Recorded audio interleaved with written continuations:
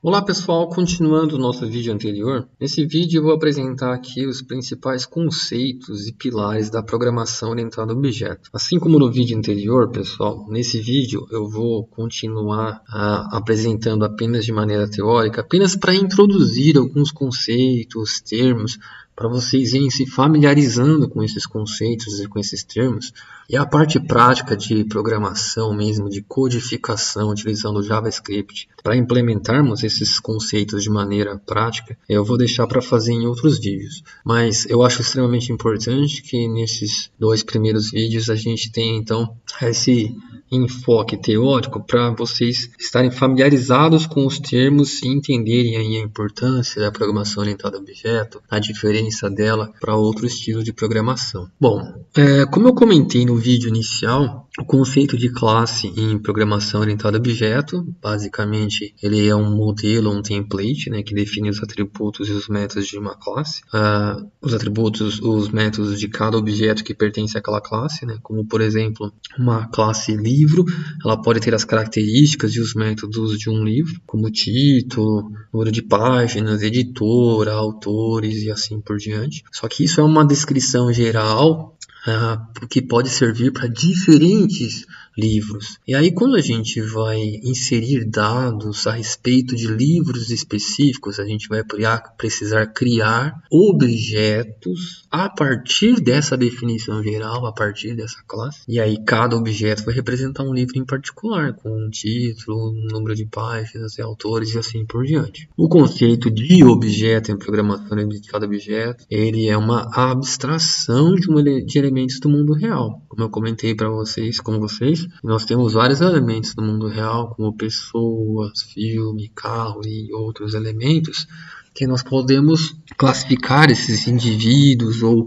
esses itens ou produtos ou bens através de uma mesma classe. Então eu tenho diferentes pessoas com nomes, documentos, endereços, telefones, tudo diferente, cada pessoa tem a sua particularidade, mas essas pessoas possuem características comuns. Então a gente pode classificar tudo dentro de uma classe só chamada pessoa, colocam essas características e a gente pode ter alguns métodos específicos, por exemplo, para validar um CPF, um método específico para guardar ou armazenar o nome, telefone, endereço dentro dos atributos dessa classe. E o mesmo acontece para filme, que pode ter características como um título, elenco, ano, idioma. Um carro pode ter características como marca, modelo, ano, potência. Então, a gente tem uma classe que tem essas características, mas na hora que a gente precisa realmente utilizar essas características, a gente vai criar um objeto, um ou mais, né? Pode ser múltiplos objetos a partir dessa classe. Então, esses objetos são, por isso que a gente fala que é uma abstração de elementos do mundo real. Então, cada objeto ele tem um conjunto de características que a gente chama de atributos ou também chamado de propriedades, que são essas características como eu comentei, nome, modelo, título, código, entre outras. E existem métodos que são essas funções que nós implementamos ou declaramos e criamos o código delas dentro das classes. E essas funções, elas são associadas aos objetos. Quando a gente criar um objeto a partir de uma classe, a gente vai conseguir utilizar essas funções a partir dos objetos. A gente vai ver como é que a gente faz isso nos próximos vídeos. Porém, como eu já expliquei anteriormente, quando uma função é declarada dentro de uma classe, a gente chama essa função de método. Então a gente tem aqui um conceito de classe e objeto ilustrado, onde a gente pode ter uma classe chamada livro, onde a gente tem dois atributos, poderiam ter mais atributos, ou propriedades, que é um título e o número de páginas do livro, e tem um método que retorna o número de páginas. Eu quero saber quantas páginas tem determinado livro. Esse método é responsável por retornar esse valor. A partir dessa classe, nós podemos criar múltiplos objetos. Então a gente tem um livro o primeiro objeto criado, ele tem um título próprio, Introdução ao JavaScript, tem 132 páginas e tem um método que retorna o número de páginas dele. Aí foi criado um outro livro, o livro 2,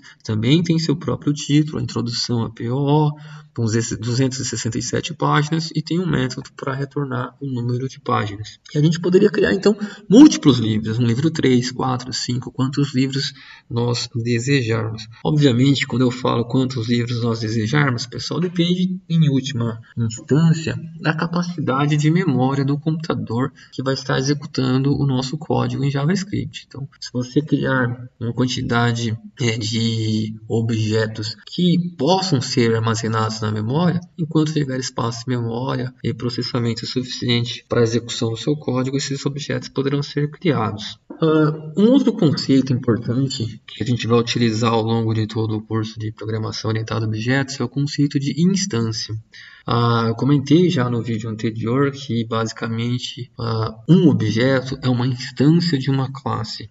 Por que é uma instância? Porque você pode analisar então como a classe sendo um conjunto de vários elementos. E cada objeto então é um elemento desse conjunto, ele é uma instância daquela classe. Okay? O ato de criar um objeto a gente chama esse ato de instanciar. Então você vai ver bastante essa palavra instanciar, instanciação, for instanciado. Lembre-se então que o objeto foi criado a partir de uma classe, ele é um elemento, um item específico daquela classe, que a gente simplesmente chama de objeto. Quais são os pilares da programação orientada a objeto?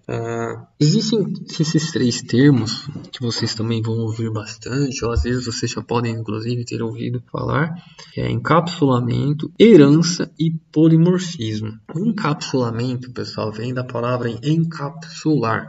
Imagina que você tem uma cápsula e dentro dessa cápsula, vamos pensar em medicamento, por exemplo. Quando você tem algum medicamento que vem na forma de cápsulas, você tem lá os componentes químicos, a composição do medicamento, ela está toda envolvida ou está inserida dentro de uma cápsula. Então a gente pode falar que aquela substância química do medicamento está encapsulada, está envolvida em uma única unidade. Aqui em programação orientada a objeto, a gente pode entender da mesma forma. Encapsulamento é uma forma da gente envolver, inserir os dados e os métodos de um determinado objeto em uma mesma unidade, em um mesmo local, que seria a ideia de cápsula. Então, encapsulamento é essa forma de esconder ou ocultar os dados de uma classe. E por que isso é importante? Porque permite proteger o acesso a alguns atributos ou as propriedades de um objeto. Você pode ter algumas propriedades de um objeto que você não quer que outros objetos contenham acesso. A gente vai ver isso, como é que a gente consegue fazer isso através do nosso código JavaScript. E além disso, ao invés de algum atributo ser acessado diretamente, por exemplo, eu quero saber qual é o título de um livro de um objeto que é do tipo livro, né? Eu criei um objeto livro 1. Qual é o título desse livro 1 que foi criado? Esse objeto que foi instanciado? Uma das formas seria acessar o atributo título desse livro, ou uma outra forma é utilizando um método que vai recuperar o dado daquele atributo. Como a gente viu aqui nesse exemplo, existe um atributo número de páginas e existe uma possibilidade de acessar diretamente este atributo ou essa propriedade número de páginas para descobrir o número de páginas de um livro. Mas a ideia de encapsular, vocês vão ver quando chegarmos nesse vídeo específico sobre encapsulamento, é que seja evitado o acesso direto a esse atributo ou outros atributos e que seja necessária a utilização de um método. Ao invés de acessar um atributo diretamente, eu utilizo um método que tem acesso ao atributo e este método retorna o dado armazenado naquele atributo. Então, por isso que a gente tem essa ideia de encapsulamento. Um outro conceito, um outro pilar da programação orientada a objeto é a herança.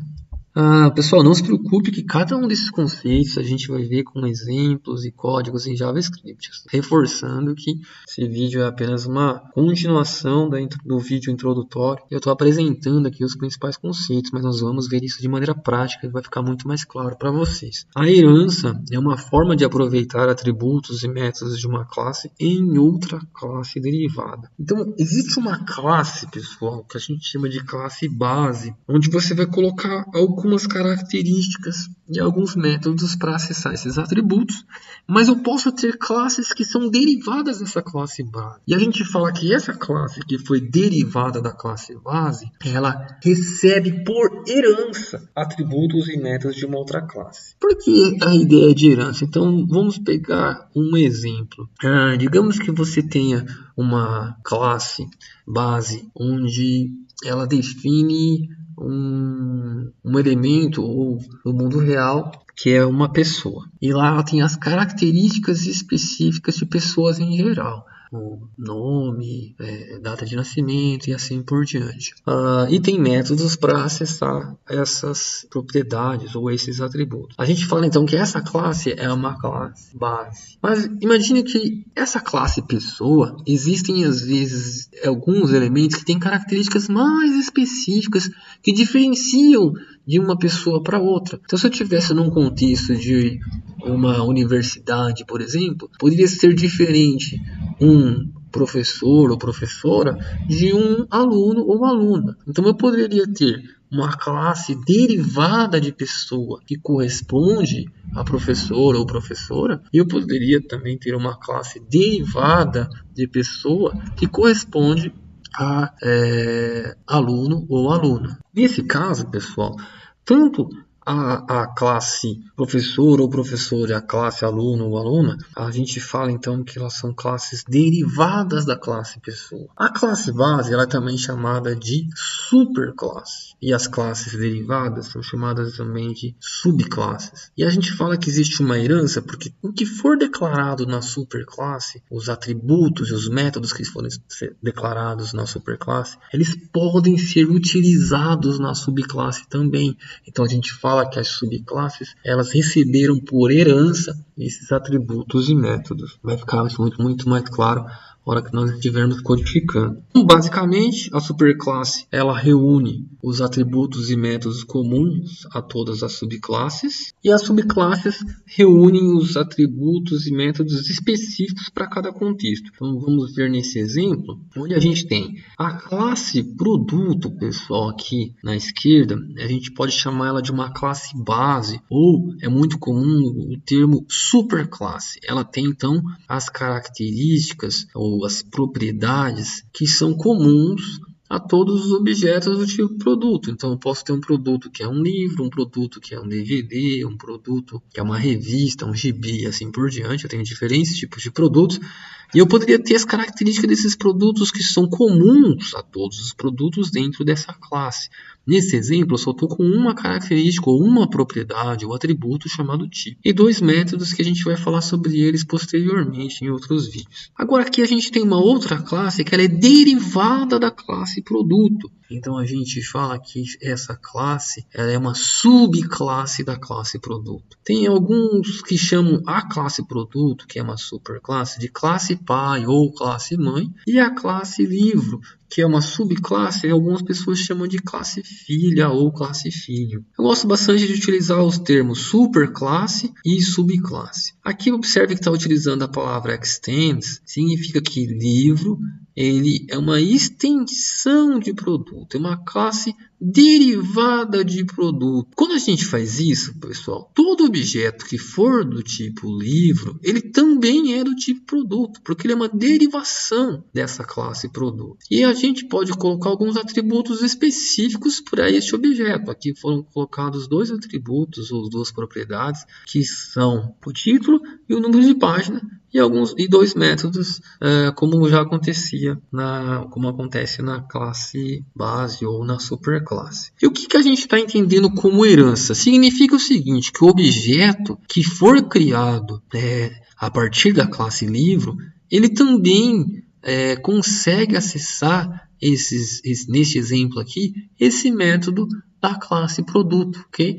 Então, o objeto criado a partir dessa classe, ele consegue por herança acessar alguns atributos e métodos da classe produto. Vocês vão entender mais para frente que não são todos atributos e métodos, porque existe um conceito de atributos e métodos privados. Esses atributos e métodos não podem ser acessados fora da classe, nem da superclasse, nem da subclasse. Onde eles forem definidos, eles não podem ser acessados fora daquela classe. Mas os atributos e métodos públicos, eles, toda vez que a gente tem uma subclasse, os objetos dessa subclasse recebem por herança, então, acesso aos atributos e métodos públicos da superclasse. E o último pilar aqui da programação orientada a objeto é um termo chamado de polimorfismo, que a gente vai ver também com mais detalhes num vídeo específico sobre polimorfismo, que basicamente é quando uma subclasse e uma superclasse possuem métodos com o mesmo nome, porém com códigos que produzem resultados diferentes. Aqui, nesse exemplo que eu estou mostrando para vocês, acontece aqui que na classe produto existe um método chamado getDados, e na classe livro, que é uma classe derivada, uma subclasse da classe produto, ela também tem um método chamado getDados. Observe que o nome e o abre e fecha parênteses aqui, os dois métodos não possuem parâmetros, é exatamente a mesma coisa aqui, o nome e a ausência de parâmetros são idênticos. A gente fala, só que se você observar que o código que está dentro do getDados da classe produto, ele só retorna aqui esse atributo tipo. E esse método getDados da classe livro, ele já retorna um pouco mais de informações. A gente vai ver alguns detalhes depois, pessoal, ao longo dos vídeos sobre algumas particularidades desse código, por que a gente está usando essa palavra this, por que está usando aqui essa hashtag na frente do atributo. A gente vai ver isso em outros vídeos. Mas no momento eu estou chamando a atenção para esses dois métodos, okay, que tem aqui o mesmo nome, em uma classe, superclasse e uma subclasse. Só que eles retornam informações ou dados, eles produzem resultado diferente. A gente chama isso de polimorfismo. Poly de muitos, morfismo de formas. O que basicamente é, através de um mesmo método, ele pode gerar um comportamento diferente ou múltiplos comportamentos. A gente pode reescrever um método da classe, da superclasse e na subclasse. Porque o conceito de herança diz o seguinte, que qualquer objeto da classe livro, ele já teria acesso ao getDados. Ele poderia usar o getDados aqui, um objeto que é do tipo livro. Ele não precisaria ter um método também chamado getDados. Mas a gente vai entender lá na frente que em algumas situações é interessante eu reescrever esse método com outro código. A gente não está repetindo o código, a gente está criando uma nova codificação para aquele método, para que ele tenha um comportamento diferente quando ele é utilizado na classe produto e quando ele é utilizado na classe livro. Ou seja, quando ele é utilizado por objetos que foram criados a partir da classe produto e quando ele é utilizado por objetos que foram criados a partir da classe livro. Então, esses são os principais conceitos, os pilares da programação orientada a objetos, e a gente vai ver cada um desses conceitos e esses pilares utilizando o código JavaScript ao longo dos próximos vídeos.